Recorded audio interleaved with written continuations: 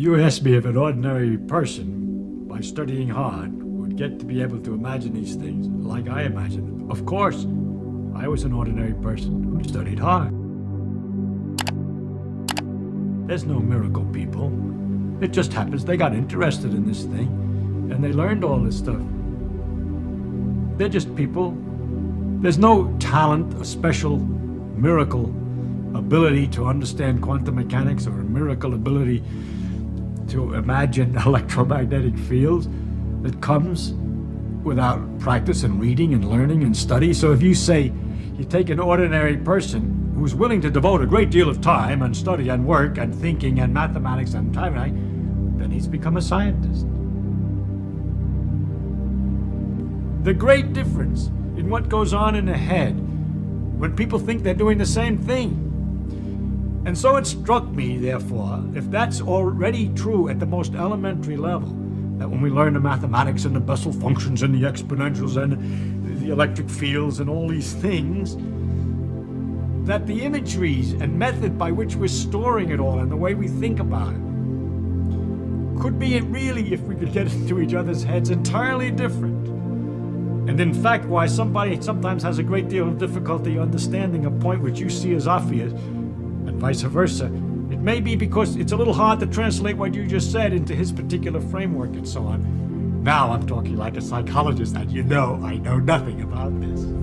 Suppose that little things behaved very differently than anything that was big. Anything that you're familiar with, because you see, as the animal evolves and so on, as his brain evolves, it gets used to handling, and the brain is designed for ordinary circumstances. But if the gut particles and the deep inner workings were by some other rules and some other character, they behaved differently, they were very different than anything on a large scale, then there would be some kind of difficulty in understanding and imagining reality. And that difficulty we are in. The behavior of things on a small scale is so fantastic. It's so wonderfully different, so marvelously different than anything that behaves on a large scale.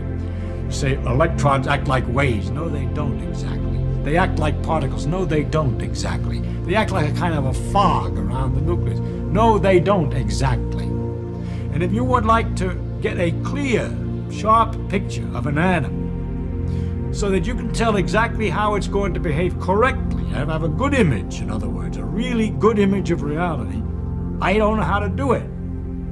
Because that image has to be mathematical. We have a mathematical expression, strange as mathematics, I don't understand how it is, but we can write mathematical expressions and calculate what the thing is going to do without actually being able to picture it.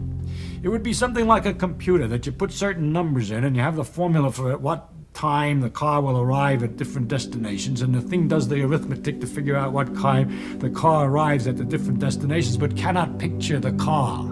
It's just doing the arithmetic. So we know how to do the arithmetic, but we cannot picture the car. No, it's not 100%, because for certain approximate situations, a certain kind of approximate picture works, that is simply a fog around the nucleus that when you squeeze it, it repels you, is very good for understanding the stiffness of material. That it's a wave which does this and that is very good for some other phenomena. All right? So when you're working with certain particular aspects of the behavior of atoms, for instance, when I was talking about temperature and so forth, that they're just little balls is good enough, and it gives a very nice picture of temperature. Is it possible then to develop a familiarity with those things that are not familiar on hand by study, by learning about the properties of atoms and quantum mechanics, by practicing with the equations until it becomes a kind of second nature, just like it's second nature to know that if two balls came toward each other, they'd smash into bits. You don't say the two balls, when they come toward each other, turn blue. You know what they do. So the question is whether you could get to know what things do without better than we do today. You know, as the generations develop, will they invent ways of teaching and ways so that the new people will learn tricky ways of looking at things and be so trained, so well trained, that they won't have our troubles with the atom.